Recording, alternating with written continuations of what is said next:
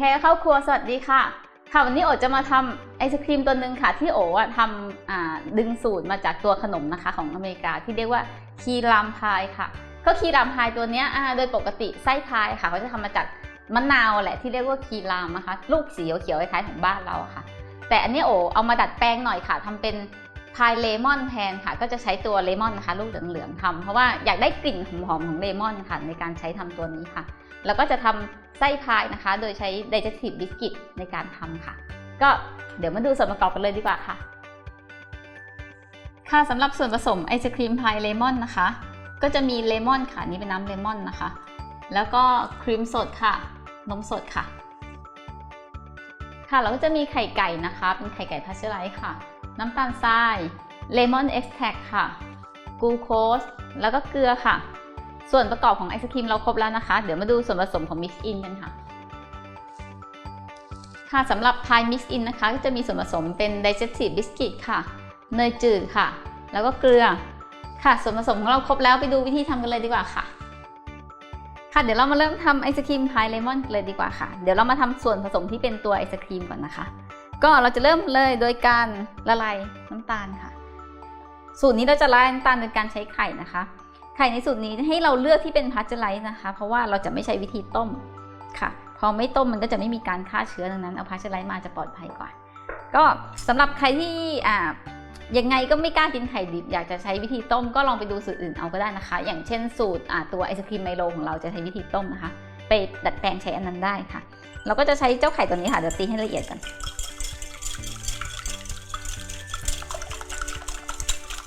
เสร็จแล้วก็ใส่น้ำตาลทรายค่ะแล้วก็กลูโคสนะคะใส่หมดเลยแล้วก็เกลือใส่เล็กน้อยพอนะคะมันจะเค็มไปแต่นี้จะใส่เยอะกว่าสูตรอื่นๆก็ได้ค่ะที่เป็นเบสที่ไปทางหวานคราวนี้มันเปรี้ยวเอามาตัดนิดนึงก็ได้แต่เปรี้ยวไปมันก็จะกลายเป็นเค็มปลาแรมนะคะก็ไม่ค่อยดีเดี๋ยวคนจนกระทั่งน้ำตาลทรายละลายก่อนนะคะไข่มันจะสีออกนวลๆขึ้นนะคะแล้วก็คนจะไม่ได้ยินเสียงแกรกๆอะไรเงี้ยเดี๋ยวคนให้ก่อน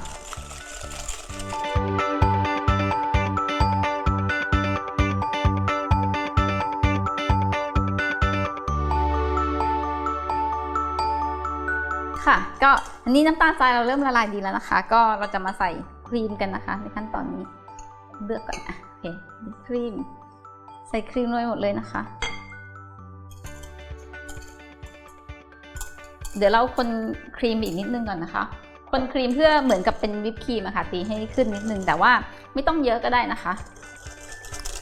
ถ้าเราทำไอศครีมโดยใช้เครื่องปั่นโดยปกติค่ะเราจะไม่ตีครีมนะคะในขั้นตอนนี้จะคนแค่ให้มันพอเข้ากันเฉยๆเพราะว่า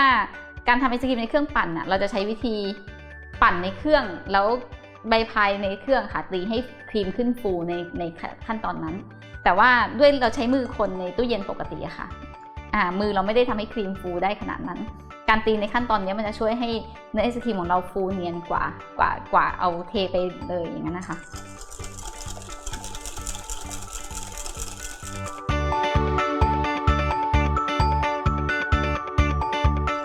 เราคนแค่เล็กน้อยพอนะคะไม่ต้องแบบถึงขั้นฟูแบบวิปครีมนะคะเราก็มาใส่นมกันค่ะ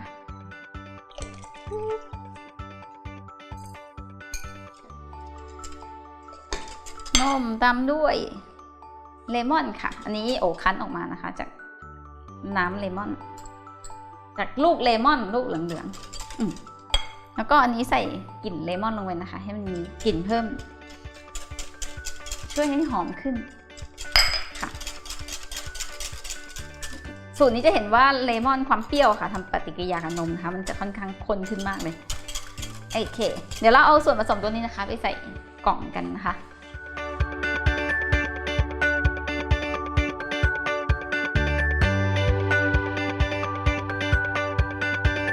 เดี๋ยวเอาส่วนผสมค่ะไปเข้าช่องแช่แข็งนะคะแล้วก็ทำตัวเองเป็นเครื่องทำไอศครีมค่ะก็คือทุกครึ่งชั่วโมงก็ออกมาคนค่ะขูดให้ทั่วๆนะคะขอบจะช่วยให้ไอศครีมเนียนขึ้นนะคะก็เดี๋ยวเราเอาเข้าช่องแช่แข็งกันระหว่างรอเดี๋ยวเรามาทำส่วนผสมที่เป็นมิกอินกันค่ะมิกอินตัวนี้ก็จะมีตัว digestive biscuit นะคะก็บดมันได้เลยก็บดให้มันค่อนข้างละเอียดหน่อยนะคะแต่ก็ไม่ต้องถึงขั้นเป็นผงหมดเลยก็ได้ค่ะ พอเราบดค่อนข้างดีแล้วค่ะอย่างบางอันที่เป็นแบบใหญ่ๆนิดๆหน่อยๆก็ไม่เป็นไรนะคะเพราะว่าเดี๋ยวพอเข้าช่องแช่แข็งอยู่ในเนื้อไอติมอะค่ะแข็งตัวยังไงชิ้นประมาณอย่างเงี้ยมันก็ยังเคี้ยวได้อยู่ไม่มีผลมากนะคะแล้วก็ใส่เกลือค่ะโอ๊ยเกลืออย่าใส่หมดนี่นะคะใส่นิดเดียวพอให้มันมีรสเค็มตัดก็พอค่ะแล้วก็ใส่เนยค่ะอันนี้ใส่หมดเลย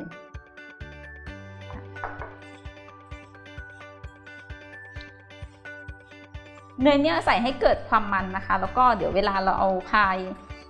เก็บเข้าช่องแช่เย็นนะคะไอตัวบิสกิตนะคะมันจะได้ไม่เป็นผงมันจะจับตัวกันหน่อยเราก็บดรวมกันนะคะจนรู้สึกว่าเนยมันกระจายทั่วแล้วอะค่ะก็ทีนี้เราก็แผ่อันนี้ไว้เป็นแผ่นๆค่ะถ้าเพื่อนๆมีชามนี้มันใหญ่ไปค่ะจะใส่จานก็ได้นะคะพอเราแผ่เป็นแผ่นๆแล้วเนี่ยเราก็จะเอาไปเข้าช่องแช่เย็นเก็บไว้นะคะหรือเข้าช่องแช่แข็งก็ได้ค่ะประมาณสัก10 นาทีก็ได้พอออกมาเราก็จะมาหักมันหน่อยค่ะให้มันเป็นชิ้นเล็กๆหน่อยพอดีคำค่ะเอาไว้เป็นมิกอินกันได้ก็เดี๋ยวระหว่างนี้เดี๋ยวเอาไปแช่เย็นให้ก่อนแล้วเดี๋ยวกลับมาดูกันว่าพอมันแข็งตัวแล้วมาบดเป็นยังไงนะคะค่ะเดี๋ยวมาดูกันค่ะนี่ไอตัวพายของเรานะคะเริ่มแข็งตัวดีแล้วค่ะก็เห็นว่านี่เคาะแล้วดังๆนิดนึงนะคะก็เดี๋ยวเราก็ใช้ช้อนก็ได้ค่ะเอามาหั่นแกะมันให้มันเป็นชิ้นๆลงมาหน่อยนะคะพอดีโอทำลงในชามนะคะถ้าเพื่อนๆทำลงในจานที่มีกระดาษไขรองอะค่ะเอาออกมาวางไว้บนเขียงแล้วหั่นสับๆเอาก็ได้ค่ะให้มันเป็นชิ้นสักไซส์1 x 1 เซนก็ได้ค่ะประมาณนั้นแต่อันนี้พอดีทำในนี้ก็ได้เพราะเราเดี๋ยวเอาไปเป็นมิกอินนะคะมันไม่จำเป็นต้องเป็นแบบไซส์ที่มันมีแบบสมมาตรเป๊ะๆก็ได้นะคะก็โอก็อยากให้มันชิ้นไซส์ประมาณนี้ก็ได้นะคะหรือว่าเล็กกว่านี้นิดนึงก็ได้แต่ไม่ให้ใหญ่เกินเมื่อกี้นะคะเดี๋ยวพอมันแข็งตัวเกินไปแล้วมันจะเคี้ยวยากค่ะก็จะแบ่งให้มันเป็นชิ้นเล็กๆๆแหละแล้วเดี๋ยวพอแบ่งเสร็จก็เอาไปเข้าช่องแช่เย็นหรือว่าแช่แข็งก็ได้นะคะเก็บรอไว้เหมือนเดิมรอจนกระทั่งไอศครีมของเราผ่านไปสักประมาณ 4-5 ชั่วโมงอะค่ะจนมันเริ่มเซ็ตตัวก็ออกมาใส่กันได้นะคะเดี๋ยวแบ่งเป็นชิ้นเล็กๆให้จนหมดนี้ก่อนแล้วก็ไปเข้าช่องแช่เย็นให้แล้วเดี๋ยวมาดูกันตอนไอศครีมเซ็ตตัวค่ะมาใส่มิกอินกันค่ะตอนนี้ไอศครีมพายเลมอนของเรานะคะอันนี้โอ้แช่นานไปนิดนึงค่ะผ่านไปสัก6 ชั่วโมงได้นะคะมันเริ่มจะเซ็ตตัวแล้วก็แต่ก็ไม่เป็นไรค่ะมันยังไม่ได้แข็งเป๊กขนาดนั้นก็ขั้นตอนนี้มาใส่มิกอินกันนะคะก็มิกอินตัวนี้ใส่หมดเลยแล้วคนทั่วๆก็ได้นะคะแต่คนระวังหน่อยนึงเพราะว่าถ้าคนแรงเกินไปบางทีพายมันแตกกระจายเกินไปค่ะแล้วถ้าพายเนี่ยมันเป็นผงอย่างเงี้ยซะเยอะอะ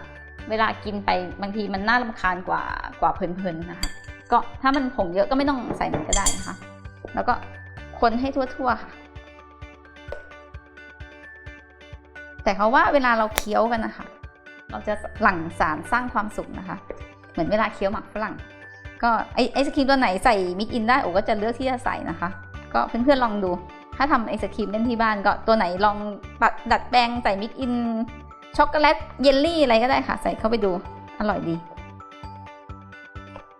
ก็เดี๋ยวพอเราคนทั่วแล้วนะคะก็เอาไปเข้าช่องแช่แข็งอีกทีนะคะอีกสักประมาณชั่วโมงหนึ่งก็น่าจะเซ็ตตัวดีแล้วค่ะแล้วเดี๋ยวมาดูกันดีกว่าว่าเป็นยังไงโอเคนี่ตัวไอศครีมพายเลมอนของเราเสร็จเรียบร้อยแล้วนะคะเดี๋ยวเรามาดูเนื้อกันค่ะจะเห็นเลยนะคะว่าไอศครีมเนี่ยมันแข็งตัวละเสร็จเป็นลูกได้แล้วนะคะก็เดี๋ยวเรามาตักเสิร์ฟกันเลยดีกว่าค่ะนี่ค่ะตัวนี้โอ้ลองบิสกิตเอาไว้นะคะ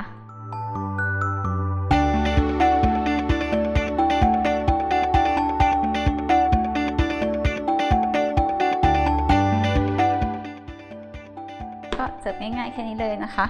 ค่ะอันนี้เสร็จเรียบร้อยแล้วค่ะสำหรับอัตราส่วนและวิธีทำนะคะติดตามชมได้ที่เว็บไซต์ของเราเลยนะคะที่ foodhavel.tv ค่ะวันนี้ไปก่อนนะคะสวัสดีค่ะบ๊ายบายสวัสดีค่ะ